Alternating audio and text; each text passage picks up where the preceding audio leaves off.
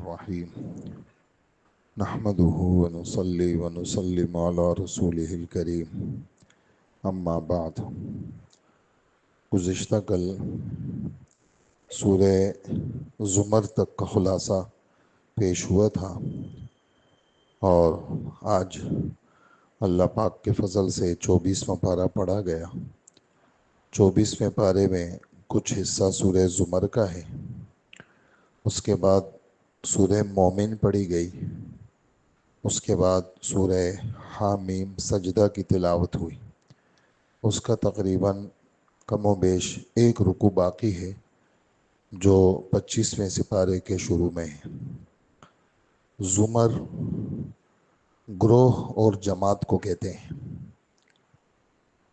یہ جو صورتیں ہیں، آپ حضرات کو بار بار یہ بات بیان ہو رہی ہے، یہ مکی صورتیں ہیں، اور مکی صورتوں میں سب سے زیادہ جو بات بیان ہوئی ہے وہ کافروں کو ایمان کی دعوت، رسالت کی دعوت، آخرت کی دعوت، جنت دوزخ کا تذکرہ، یہ مکی صورتوں کا بنیادی مضمون ہے۔ خاص خاص چیزیں جو ان صورتوں میں ہیں، تو یہ جو سورہ زمر ہے اس میں ایک خاص بات تو یہ ہے کہ اللہ جل جلالہ نے اپنی قدرت کو یوں بیان کیا ہے کہ یہ جو بچہ ماں کے پیٹ میں پیدا ہوتا ہے، یہ 3 اندھیریوں میں پیدا کرتے ہیں اللہ پاک۔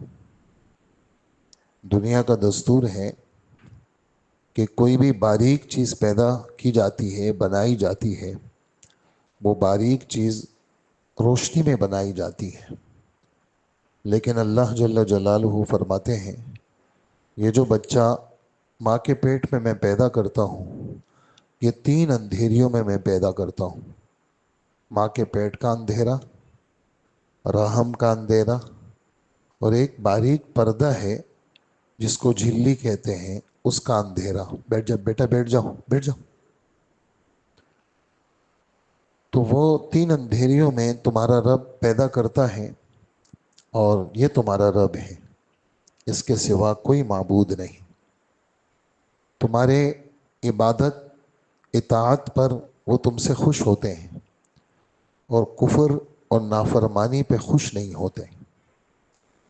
دوسری بات اس صورت میں وہ یہ بیان ہوئی ہے کہ جو ایمان والے ہیں، میرے خاص بندے، آسمانی بات کان لگا کے سنتے ہیں، ادب کے ساتھ سنتے ہیں۔ استمع یستمع استماعا، عربی کے اندر حروف کی زیادتی سے مفہوم بدل جاتا ہے۔ ابواب جو ہمارے گرامر میں خاصیات ابواب ایک باقاعدہ کتاب ہے۔ سمع یسمع، اس کے معنی سننے کے آتے ہیں، دھیان ہو یا دھیان نہ ہو۔ جیسے اس وقت پنکھوں کی آواز آ رہی ہے، یہ بھی ہم سن رہے ہیں، لیکن ہمارا دھیان نہیں ہے اس کی طرف۔ بہت سارے چاروں طرف آوازیں ہیں، وہ سب ہمارے کانوں میں پڑ رہی ہیں، لیکن ہمارا دھیان نہیں ہے۔ اس وقت ہمارا دھیان بیان کی طرف ہے۔ تو جو بات دل کے کانوں کے ساتھ توجہ کے ساتھ سنی جائے، اس کے لیے سمع یسمع کا لفظ نہیں آتا، استمع یستمع کا لفظ آتا ہے۔ اس میں تا کا اضافہ لگ گیا۔ جب تا کا اضافہ لگ گیا تو اس کا مطلب ہے بہت کان لگا کے سننا، توجہ کے ساتھ۔ جیسے آدمی ہاسپٹل میں 4 گھنٹے ڈاکٹر کا انتظار کر کے جب باری آتی ہے اس کی، تو جب وہ اپنا مرض بتاتا ہے اور اس کے بعد وہ ڈاکٹر صاحب کوئی نسخہ لکھتے ہیں اور اس سے بات کرتے ہیں، تو جس توجہ اور انہماک کے ساتھ یہ مریض یا مریض کا ساتھ جو گیا ہے وہ جو بات سنتا ہے، اس توجہ کے ساتھ سننے کو استماع کہتے ہیں۔ تو میرے بندوں کو خوشخبری سنا دیں جو اللہ کی بات کو توجہ اور دھیان کے ساتھ سنتے ہیں، اور جو آدمی سننے کا حق ادا کر لے، اللہ پاک اس کو ہدایت لازماً دیتے ہیں۔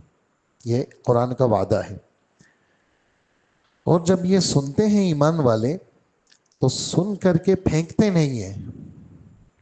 ایمان والے اس میں سے چناؤ کرتے ہیں، اور اپنے عملوں کو خوبصورت بناتے ہیں۔ ایک ہے 2 رکعت پڑھنا سر سے اتارنے والی نماز، چالو وضو کیا، گئے جلدی سے وضو کیا اور آ کے ایسے کھڑے ہو گئے، انا اعطیناک کل کوثر قل هو اللہ احد، ٹھک کر کے نماز ختم ہو گئی، چلو جی۔ ہاتھ اٹھانے میں یوں ہاتھ اٹھائے، یوں کر کے یوں نکل گئے۔ ایک یہ نماز ہے۔ ایک نماز اچھا استنجا کیا اس نے، دعاؤں والا وضو کیا، مسواک کی اس نے، یہ ہے عمل کے خوبصورت کی مثال۔ جیسے ہم پہلے زمانے میں ہم کپڑے خریدتے تھے، گئے گزوں سے ناپا اور سادے سے شاپر میں یوں ڈیر کے دے دیا، اور اب آپ دیکھیں پاشا والوں کے کپڑے دیکھیں آپ ذرا، یامین والوں کے کپڑے دیکھیں آپ، صرف پیکنگ پہ 1000 کا نوٹ لگتا ہے، ایسے خوبصورت بنا کر کے وہ جناب پیش کرتے ہیں۔ تو آدمی پیکنگ پہ ہی عاشق ہو جائے۔ کسی چیز کو خوبصورت بنانا اور کسی چیز کو حسین بنانا، دنیا والوں نے دنیا کی چیزوں کو تو حسین بنایا اور روزے کا بیڑا غرق کر دی۔ دنیا کی چیزوں کو تو حسین، اس بچے کو اگر آپ لوگ نیچے بٹھا دیں نا تو میں متوجہ ہو جاؤں گا، اس کو نیچے بٹھائیں زمین پر اور یہ کرسی ہٹا دیں یہاں سے، اور آپ لوگ آگے ہو جائیں، آپ لوگ آگے ہو جائیں اور یہ کرسی ہٹا دیں یہاں سے، اور اس کو ذرا آپ اپنے گود میں رکھیں ذرا اس کو، تاکہ میری توجہ نہ بٹے نا، مجھے آپ متوجہ رکھیں گے تو میں بات کر سکوں گا، ورنہ مجھ سے بات بھی نہیں ہوگی۔ اب دیکھیں سارا مجمع مجھے دیکھ رہا ہے اور یہ بچہ کھیل رہا ہے آپس میں، تو اس کی وجہ سے سارا وہ نظام خراب ہو گیا۔ تو آج دنیا کی چیزوں کو تو حسین بنایا ہم نے، اور اپنے کاروباری لیول کو ہم دیکھتے ہیں، کوئی بھی جس کا جو بھی کام ہے وہ اپنے کام کو خوبصورت بناتا ہے تاکہ گھاک اس کی طرف متوجہ ہو۔ ایسے ہی عمل کو خوبصورت بنانا تاکہ اللہ اس کی طرف متوجہ ہو۔ یہ اللہ متوجہ ہو یہ لفظ میرا نہیں ہے، یہ اللہ کے رسول کا لفظ ہے۔ کیا فرماتے ہیں؟ اللہ پاک اس قرآن پڑھنے والے کی تلاوت کو توجہ سے سنتے ہیں جو اچھا کر کے قرآن پڑھتا ہے، اور اللہ پاک اس نمازی کی نماز کو توجہ سے دیکھتے ہیں اور قبول کرتے ہیں جو اچھی نماز پڑھتا ہے۔ ایسے ہی ہر عمل کو خوبصورت بنانا، یہ اس صورت کی دوسری بات ہے۔ سننا کان لگا کے، پھر عمل کو اچھا کر کے بنانا، اچھا کر کے پیش کرنا، پھر اس کے بعد یہ درخواست کرنا، یا اللہ میں نے تو یہ کر دیا اور میں اس پر معافی بھی مانگتا ہوں کہ میں نے بہت اچھا کر کے نہیں کیا، میں آپ سے درخواست کرتا ہوں ربنا تقبل منا، آپ اس کو کیا کر لیجئے؟ قبول کر لیجئے۔ تو ایمان والے آسمانی باتوں کو سنتے ہیں، پھر اپنے عملوں کو خوبصورت بناتے ہیں۔ تیسرا وعدہ، یعنی پہلا وعدہ سننا، دوسرا عمل کو اچھا کر کے بنانا، اور سب سے اچھا عمل اتوار والے دن ہم نے نماز کا طریقہ بتایا، پہلے پڑھ کے سنایا پھر کر کے دکھایا، اور اللہ کا فضل ہے لوگ کرتے ہیں، کوشش کرتے ہیں، مسجد کے نمازی ہمارے لیتے بھی ہیں، کرتے بھی ہیں، آگے پھیلاتے بھی ہیں۔ تو عمل کو خوبصورت بنانا، نماز ایسی، ہمارے نبی کا حکم ایسی پڑھو جیسے میں پڑھتا ہوں، جیسے تم مجھے دیکھتے ہو، تو اس طرح شکل نماز کی بناؤ۔ باقی یہ ہے کہ اس میں جان اللہ ڈالیں گے۔ اسی طرح روزے کو خوبصورت بنانا، قرآن شب قدر کو خوبصورت بنانا، تلاوت کو خوبصورت بنانا، دعا کو خوبصورت بنانا۔ ایمان والے باتیں سنتے ہیں، پھر اپنے عملوں پر کوشش کرتے ہیں اللہ کے رسول کی سنت کے مطابق بنانے کی۔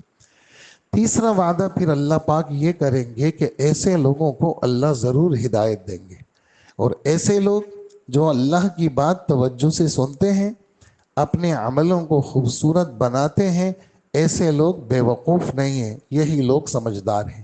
اولئک الذین ھداھم اللہ واولئک ھم اولو الالباب، یہی لوگ سمجھدار ہیں۔ اللہ ایسوں کو سمجھدار کہتے ہیں جو آسمانی بات کو لیتے ہیں اور اپنے عملوں کو خوبصورت بناتے ہیں، اور پھر اللہ پاک ان کی ہدایت کا فیصلہ بھی کرتے ہیں، اور اللہ ان کے بارے میں خبر دے رہے ہیں کہ یہ لوگ کیا ہیں؟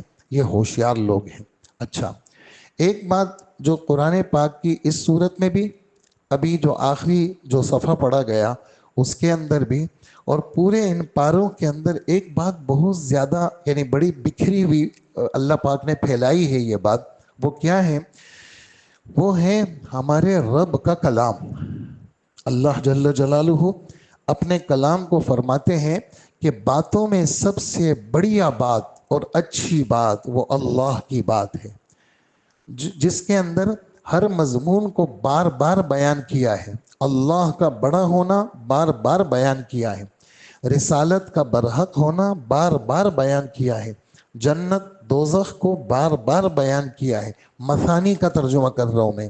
اللہ نزل احسن الحدیث کتابا متشابہن مثانی، متشابہن ملتے جلتے مضامین، متشابہن ملتے جلتے مضامین.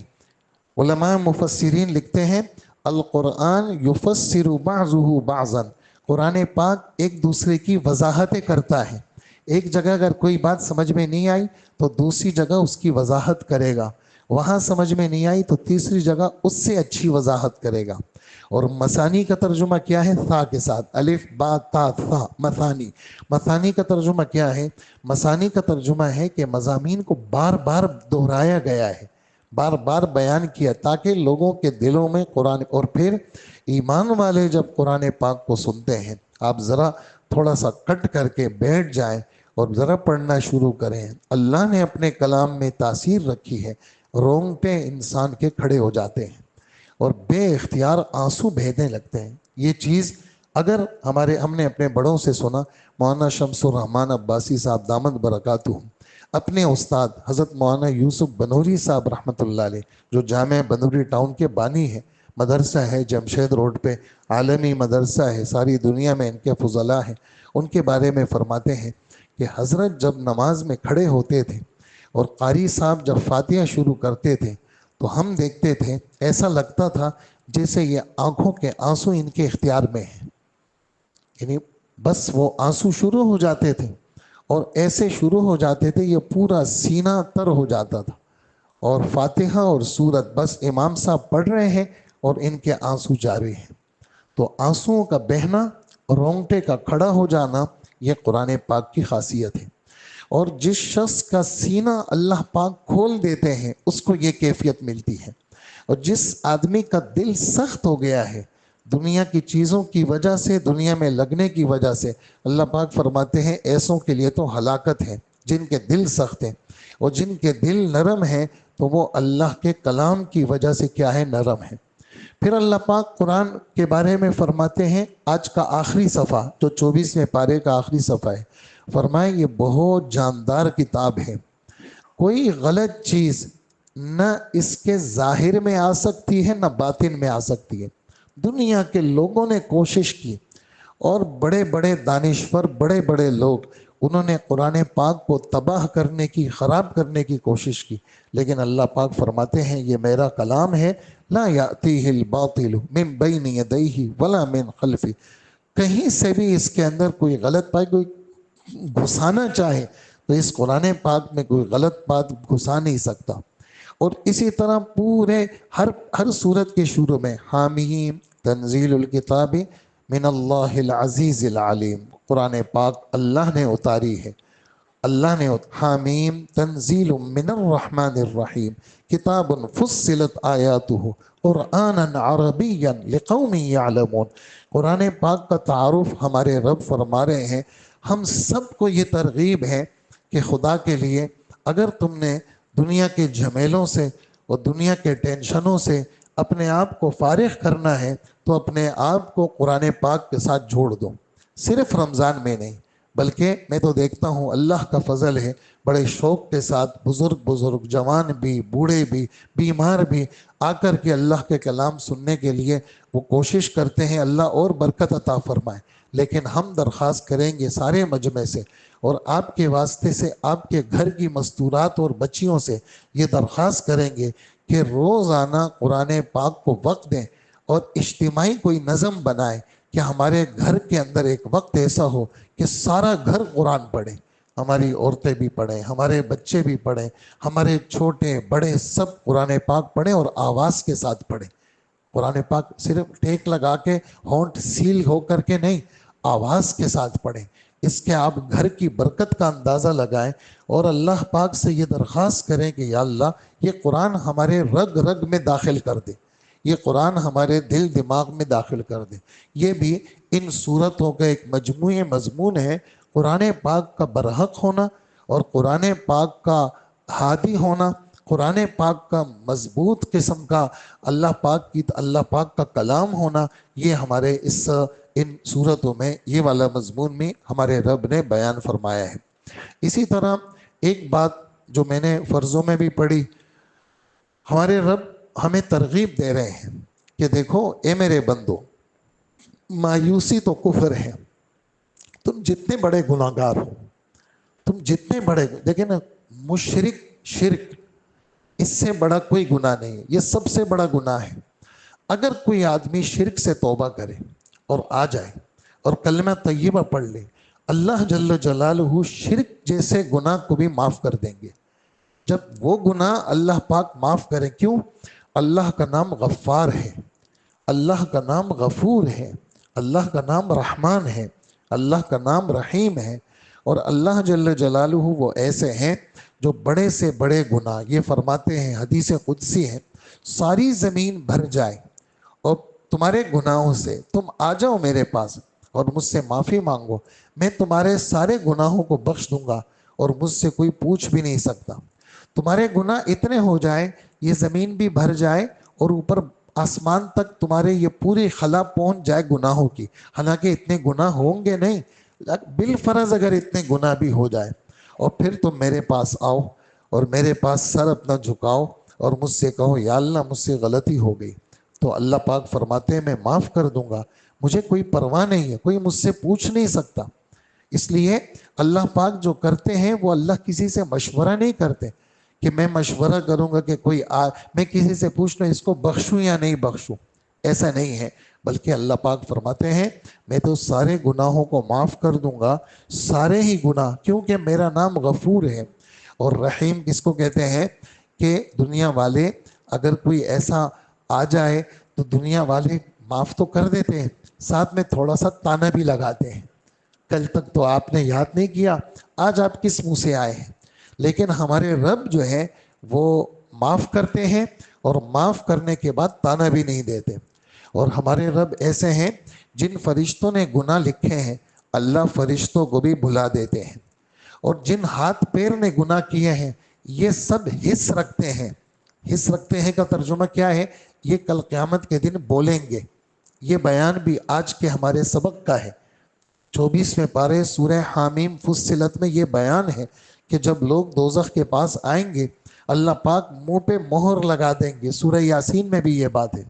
یہ ہاتھ بولے گا، یہ ران بولے گی، یہ پاؤں بولیں گے، یہ بدن کے اعضاء بولیں گے، یہ آنکھیں بولیں گی، یہ دماغ بولے گا، تو یہ کہے گا ان کو کہ تم نے میرے خلاف کیوں گواہی دی؟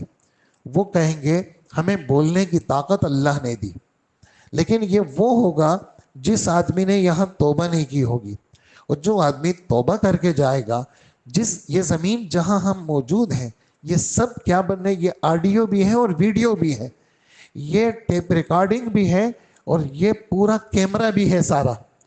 جسے دنیا والوں نے کیمرے بنائے وہ آڈیو ویڈیو دونوں چیزیں پیش کرتے ہیں، ایسے ہی یہ زمین کیا ہے، یومئذ تحدث اخبارہا بأن ربک اوحی لہا، یہ زمین خبریں بیان کرے گی۔ یہ دیواریں، یہ حدیث میں آتا ہے تم جس جگہ پہ جاؤ یہ ایک بے جان لکڑی ہے، ایک بے جان ہے، لیکن اللہ کے رسول فرماتے ہیں یہ بھی کل قیامت کے دن تمہاری گواہی دے گی کہ اس نے میرے پاس اللہ کا نام لیا تھا، یہ بھی گواہی دے گی۔ ایک بے جان، فرمایا پتھر اور درخت کے سامنے اللہ کا نام لو، اپنے گواہوں کو بڑھاؤ، کل قیامت کے دن تمہارے گواہ بڑھیں گے اور وہ کہیں گے اس نے اللہ کا نام یہاں لیا تھا۔ اپنے گواہوں کو گناہ کی وجہ سے مت بڑھاؤ کہ چیزیں تمہارے گناہ کے گواہ بن جائیں اور کل تم رد ہی نہیں کر سکو، اس لیے کہ تمہاری ویڈیو بھی آ گئی اور آڈیو بھی آ گئی، وہ تو سب چیزیں ہو رہی ہیں۔ لوگ کیا کہتے ہیں کیمرے کی آنکھ آپ کو دیکھ رہی ہے، تو کیسے آدمی چوکنا ہو جاتا ہے کہ بھئی یار کوئی چیز اگر میری ویڈیو آ گئی پھر کیا ہوگا، آدمی اپنی بدنامی سے ڈرتا ہے۔ تو دوستو اللہ کے سامنے بدنامی سے ہم سب کو خائف ہونا چاہیے. اس لیے آپ دعا سنتے ہیں، میں پڑھتا رہتا ہوں، آپ بھی یہ دعا اس کو پڑھیں آپ لوگ. اور آپ اللہ کا فضل ہے ہمارے ساتھی، ہم عربی میں دعا مانگتے ہیں، سب آمین کہتے ہیں تو لوگ یاد بھی کرتے ہیں. اللہم استرنا بسترک الجمیل، یہ دعا ہے، یا اللہ اپنے خوبصورت پردے سے مجھے ڈھانپ دے. کیا دعا ہے؟ اللہم استرنا بسترک الجمیل. ستر پردے کو کہتے ہیں، جمیل مانے خوبصورت، استر مانے ڈھانپ لیجئے. اللہ اپنے خوبصورت پردے سے مجھے ڈھانپ لیجئے. تو اللہ سے درخواست کرتے رہیں، اللہ نہ دنیا میں بدنام کرنا، نہ قبر میں کرنا، نہ حشر میں کرنا. یہ مانگتے رہیں اللہ سے، اور ساتھ ساتھ بخشش مانگتے رہیں. جیسے میں نے آیت آپ کی خدمت میں پڑھی، میں نے فرض میں بھی پڑھی، پھر تراویح کے تیسری رکعت میں بھی یہ آیت میں نے پڑھی کہ میرے بندوں سے یہ کہہ دو جنہوں نے اپنے آپ پہ گناہ کر کے ظلم کیا ہے، مایوس مت ہونا. وہ ایک شاعر کہتا ہے، دوزخ اگر وسیع ہے رحمت وسیع تر. کیا آپ پڑھیں ذرا، دوزخ اگر وسیع ہے رحمت وسیع تر. دوزخ بہت بڑی ہے. حدیثوں میں آتا ہے کہ دوزخ اتنی بڑی ہے کہ دوزخ کہے گی حل من مزید، سورہ قاف میں، اور ہے اللہ اوروں کو بھیج دے، بہت جگہ ہے میرے اندر، بہت زیادہ جگہ ہے. تو پھر اللہ اس دوزخ میں اپنا پاؤں رکھیں گے، اس کی کیفیت کیا ہے وہ اللہ جانتے ہیں. تو دوزخ کہے گی قط قط قط، بس بس بس، اب میں بھر گئی. ورنہ دوزخ بھرے گی نہیں، وہ کہے گی اوروں کو بھیج دے. تو شاعر کہتا ہے کہ دوزخ اگر وسیع ہے رحمت وسیع تر. دوزخ بہت بڑی ہے لیکن رحمت اس سے زیادہ وسیع ہے. لا تقنطوا جواب ہے حل من مزید کا. یہ جو لا تقنطوا ہے، میرے بندوں مایوس نہیں ہونا، آ جاؤ، جتنے بڑے پاپی ہو، گناہ گار ہو، جتنے بڑے بدکار ہو، پریشان نہیں ہونا، مایوس نہیں ہونا، آ جاؤ، میں تمہارے سارے گناہوں کو بخش دوں گا. حل من مزید کا جواب ہے. دوزخ نے کہا اور ہے، تو اللہ پاک فرما رہے ہیں کہ نہیں نہیں، مایوس نہیں ہونا، آ جاؤ. شیطان کا کام ہے مایوس کرنا، اور اللہ جل جلالہ فرماتے ہیں مایوسی نہیں ہے، بلکہ میں تو ساری کائنات کو پیدا کرنے والا، اور بس تھوڑی سی ندامت کے ساتھ. اور آپ حیران ہوں گے، کبھی کبھار ایک تو حقیقی رونا ہے، اس پہ تو بخشش یقینی ہے. ایک یہ ہے کہ رونا نہیں آ رہا، یار میں تو بڑا سخت دل ہوں یار، مجھے تو رونا بھی نہیں آتا، بس جھوٹ موٹ کی شکل بنا لو. وَإِن لَمْ تَبْكُوا فَتَبَاكَوْا، اگر تمہیں سچ مچ کا رونا نہیں آتا، بناوٹی رونا لے آؤ، اللہ اس پر بھی تمہارے گناہوں کو بخش دیں گے. تو سب نیت کریں آج کی رات میں، اور اسی طرح یہ آخری عشرے میں نفلیں پڑھ پڑھ کے اپنے لیے، پوری امت کے لیے. حضور کا امتی کون ہے جو صرف اپنا نہیں ہے، بلکہ اپنے ماں باپ کے لیے، اپنے بچوں کے لیے، ایمان والوں کے لیے، سب کو دعاؤں میں یاد رکھیں، اور سب کی بخشش کا اللہ. اس لیے کہ مولانا ابراہیم صاحب ہمارے تبلیغی جماعت کے بزرگ ہیں، وہ فرماتے ہیں کہ گناہوں کی مثال کپڑے کا میل، اور اللہ کی رحمت کی مثال ٹھاٹے مارتا ہوا سمندر، بہتا ہوا دریا. کہا کہ کپڑے کا میل وہ بہت تھوڑا سا، اور رواں دریا وہ بہت زیادہ. کہا کہ گناہ وہ تو تھوڑے سے، اور اللہ کی رحمت وہ بہتا ہوا دریا. اس لیے اللہ پاک کے لیے گناہوں کا معاف کرنا اللہ کے لیے کوئی مسئلہ نہیں ہے، یہ سارے مغفرت کے اسباب ہیں. آ جاؤ، طاق رات میں آ جاؤ، آخری عشرے میں آ جاؤ. پورا رمضان گزر گیا، نہیں آئے، چلو یار آج آ گئے. دیکھیں اپنے دوستوں کو تلاش کریں، اچھا آدمی کون ہے جو لوگوں کو تلاش کر کے خدا سے ملائے. ایک روٹھا ہوا بیٹا جب کوئی جاتا ہے اس کو اپنے ماں باپ سے ملاتا ہے، تو یہ ملانے والے کو ماں باپ پہلے گلے لگاتے ہیں، بعد میں بیٹے کو دیکھتے ہیں. تو آپ اگر روٹھے ہوئے لوگوں کو لے کے آئیں گے تو اللہ جل جلالہ آپ کو گلے لگائیں گے. تو اس لیے ہم سب آج کی رات میں بخشش کے امیدوار ہیں، اللہ ہم سب کی بخشش فرمائے. یہ اس آیت کے اندر جو میں نے آپ کی خدمت میں پیش کی وہ ہے. اسی طرح جنتی لوگ، ان کی الگ جماعت بنے گی. دوزخی لوگوں کی الگ جماعت بنے گی. اللہ پاک ہمیں جنتی لوگوں میں شامل کر دے. اور جنتی لوگ جب جائیں گے تو فرشتے کہیں گے ہاں طبتم فادخلوها خالدین، مزے میں رہو اور ہمیشہ کے لیے جنت میں چلے جاؤ. تو وہ کہیں گے الحمدللہ الذی صدقنا وعدہ، یا اللہ آپ کا لاکھ لاکھ شکر، جو وعدہ ہم سے کیا تھا وہ سچ کر کے دکھایا اور آپ نے ہمیں وہ جنت دی. ہم جہاں کہیں جائیں عیش عشرت کریں، عمل کرنے والوں کا بہترین بدلہ ہے. اور فرشتے چاروں طرف سے آ کر کے ان جنتیوں کو سلام کریں گے. اللہ پاک ہمیں بھی ہمارے بیوی بچوں کے ساتھ ہم سب کو جنت میں داخل فرمائے. اور یہ جو عرش اٹھانے والے فرشتے ہیں، یہ اگلی صورت میں عرش اٹھانے والے جو فرشتے ہیں یہ ایمان والوں کے لیے دعا کرتے ہیں. الذین یحملون العرش، جو عرش اٹھانے والے، میں نے آپ سے عرض کیا اس وقت 4 فرشتوں نے عرش اٹھایا ہے. قیامت کے دن 8 فرشتے اٹھائیں گے. 8 کا بیان سورہ الحاقہ میں ہے، 4 کا بیان حدیث مبارک میں ہے. اور یہ ایمان والوں کے لیے جو ہے وہ دعا کرتے ہیں. کون سے ایمان والے؟ وہ ایمان والے جو توبہ کرتے ہیں. کون سے ایمان والے؟ جو ماحول میں آتے ہیں. کون سے ایمان والے؟ جو ایمان والے اپنی زندگی کے بنانے کی فکر میں لگے رہتے ہیں، نیک لوگوں کے ساتھ جڑتے ہیں. ایسے لوگوں کے لیے یہ فرشتے کیا کرتے ہیں؟ بخشش کی دعا کرتے ہیں. یا اللہ ان کو گناہوں سے بھی بچانا، یا اللہ ان کو بھی جنت میں بھیج دے، اللہ ان کے بیوی بچوں کو جنت میں بھیج دے. یہ سورہ مومن کے پہلے رکوع میں یہ بیان ہے. اور ایک بات اور سن لیجئے، یہ آج آپ نے یاد کرنا ہے. فجر کے بعد اور مغرب کے بعد ایک دفعہ آیت الکرسی اور ساتھ میں یہ سورہ مومن کی شروع کی 3 آیتیں، حامیم تنزیل الکتاب من اللہ العزیز العلیم، 2 غافر الذنب وقابل التوب شدید العقاب ذی الطول لا الہ الا هو الیہ المصیر. اللہ کے رسول فرماتے ہیں جس نے فجر کے بعد مغرب کے بعد آیت الکرسی پڑھی اور یہ آیتیں پڑھی، شیطان زور لگائے گا، اسے گمراہ نہیں کر سکتا، اسے کسی قسم کی کوئی تکلیف نہیں ہوگی. صبح پڑھے گا تو شام تک، شام پڑھے گا تو صبح تک. تو یہ سورہ مومن کے ہتھیار میں یہ والی ترتیب اور یہ آیتیں موجود ہیں. اور میں عرض کروں گا آپ کی خدمت میں، مومن کا ہتھیار ایک کتاب ہے جس میں حفاظتی دعائیں ہیں. ہماری اس مسجد میں اللہ کا فضل ہے، ایک بڑا مجمع سیراب ہو رہا ہے اس سے. ہاں، صفحہ نمبر 8 سے صفحہ 63 تک صبح اور صفحہ 60 سے صفحہ 100 تک شام. 10 منٹ 15 منٹ صبح لگتے ہیں، 10-15 منٹ شام میں لگتے ہیں.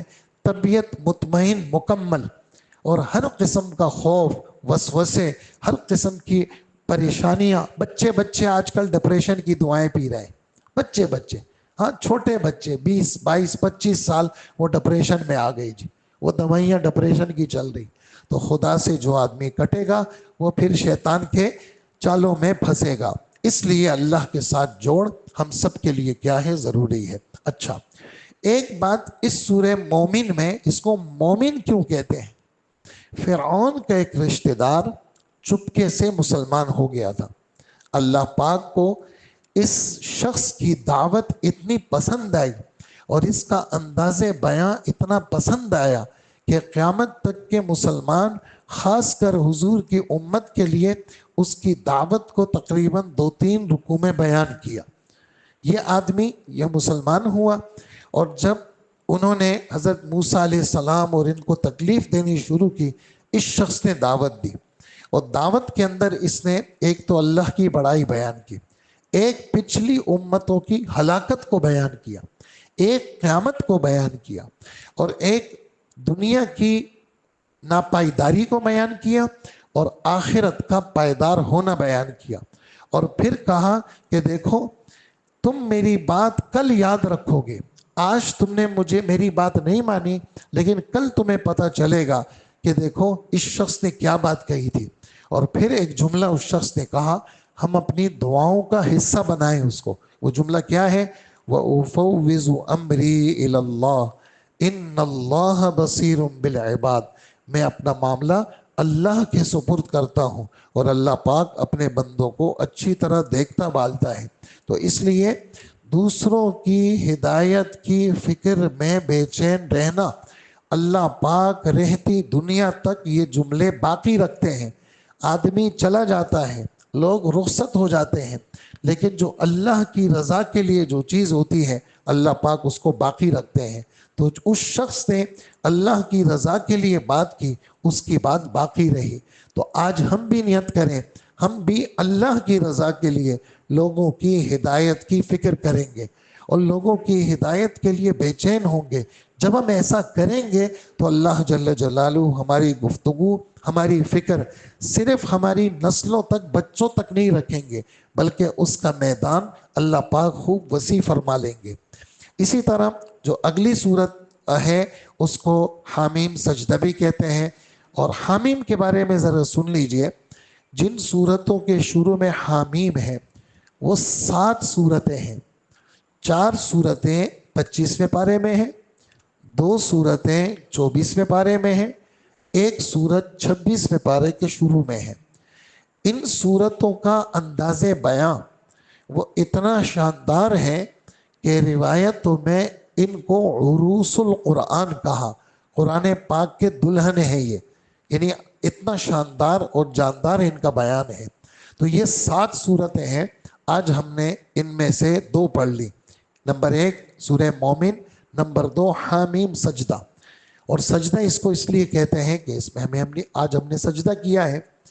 اس صورت کے اندر ہمارے رب نے آسمان اور زمین کی پیدائش کو بیان کیا کہ اللہ پاک نے آسمان کو بنایا، زمین کو بنایا، زمین کو 4 دن میں بنایا، آسمان کو 2 دن میں بنایا، زمین کے اندر درخت، نہریں اللہ جل جلالہ نے زمین کے اندر، اور پھر جب یہ سب چیزیں بنا کر کے ہمارے رب نے زمین اور آسمان کو خود خطاب کیا کہ میرا جو حکم ہے تابعداری کے ساتھ مان کے چلو گے، خوشگواری کے ساتھ یا ناگواری کے ساتھ؟ تو انہوں نے کہا نہیں، آپ تو ہمارے رب ہیں، ہم آپ کا ہر حکم خوشگواری کے ساتھ مان کر کے چلیں گے۔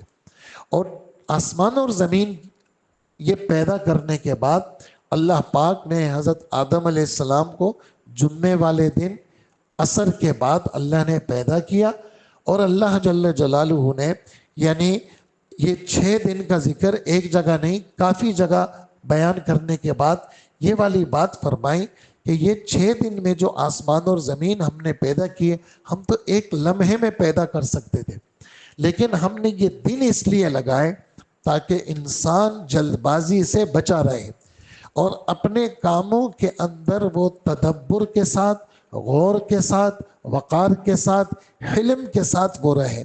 تو یہ 6 دن میں آسمان اور زمین کو پیدا کیا، پھر انبیاء کے قصوں کو بیان کیا، اور اہم باتوں میں 2 باتیں پیش کر کے میں بات ختم کروں گا۔ ایک تو یہ ہے کہ ایمان والے آسمانی باتوں کو سرسری طور پہ نہیں لیتے، لے لیا پھر مرتے دم تک جم کر کے چلتے ہیں۔ جم کر کے چلنے میں جب ان کی موت کا وقت آتا ہے تو اللہ پاک فرماتے ہیں ہم فرشتے بھیجتے ہیں، فرشتے ان کو دلاسا دیتے ہیں اور کہتے ہیں مستقبل کا خوف نہیں کرنا اور ماضی کا غم نہیں کرنا، اور جس جنت کی تمہیں بشارت دی گئی ہے تم خوشخبری لے لو اس جنت کی جس کا تم سے وعدہ کیا ہے، اور ہم تو دنیا میں بھی تیرے دوست تھے، نیکیوں کی تمہیں ترغیب دیتے تھے، تمہارے ساتھ رہتے تھے، اور ہم قبر میں بھی تمہارے ساتھ اور ہم حشر میں بھی تمہارے ساتھ، اور جو تم جنت میں مانگو گے وہ ساری چیزیں تمہیں ملیں گی۔ اور یہ غفور الرحیم اللہ کی طرف سے مہمان نوازی ہے۔ کیا ترغیب ہے؟ یعنی جس رب نے ہم سب کو روزے دار بنایا، ہمیں آج کی اس تاک رات میں اور شب جمعے میں جمع کیا، ایسے ہی ہمیں اللہ مرتے دم تک شریعت پر چلاتے رکھے۔ یہ اللہ سے مانگتے رہے، یا اللہ ہمیں مرتے دم تک ایمان پر جما دے اور نیکیوں پر جما دے، اور جمنے کا راستہ بتایا، دوسروں کی ہدایت کی فکر میں لگ جاؤ۔ اس سے بہتر بات کسی کی بھی نہیں ہے جو لوگوں کو اللہ کی طرف بلائے، خود بھی نیک عمل کرے، اور یہ کہے میں تو ایک عام مسلمان ہوں۔ اسی طرح بدلے مت لیا کرو لوگوں سے بدلے، معافی کا مزاج بناؤ، معافی کا مزاج بناؤ۔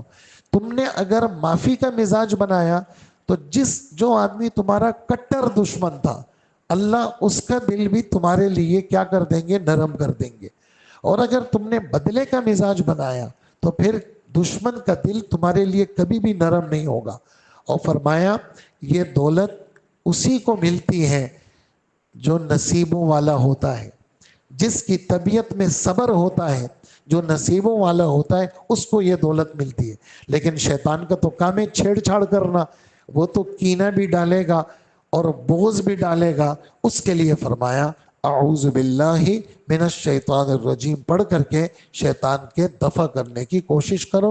اور اس کے لیے آپ حضرات کو بار بار یہ بات کہی جاتی ہے، فجر کے بعد آخری صورتیں 3 صورتیں 3 دفعہ، اور مغرب کے بعد 3 دفعہ، رات سوتے وقت میں دونوں ہاتھوں کو ایسے ملا کر کے 3 دفعہ پڑھ کے ان تینوں صورتوں کو پڑھ کے دم کر کے بدن پہ پھیرنا، پھر ایک دفعہ پڑھ کے دم کر کے بدن پہ پھیرنا، پھر ایک دفعہ پڑھ کے دم کر کے بدن پہ پھیرنا۔ اور ظہر، عصر اور عشاء کے بعد ان تینوں صورتوں کو ایک دفعہ پڑھنا۔ کیا فائدہ ہوگا؟ شیطان مردود کے وسوسوں سے بچیں گے، اور مخلوقات اور جلنے والے اور جادوگروں کے شر سے اللہ پاک ہماری حفاظت کریں گے۔ اسی پر میں اپنی بات ختم کروں گا۔ اللہ پاک ہم سب کی تربیت فرمائے، اور اس مبارک رات میں اللہ پاک ہماری بخشش فرمائے۔ اللہم صلی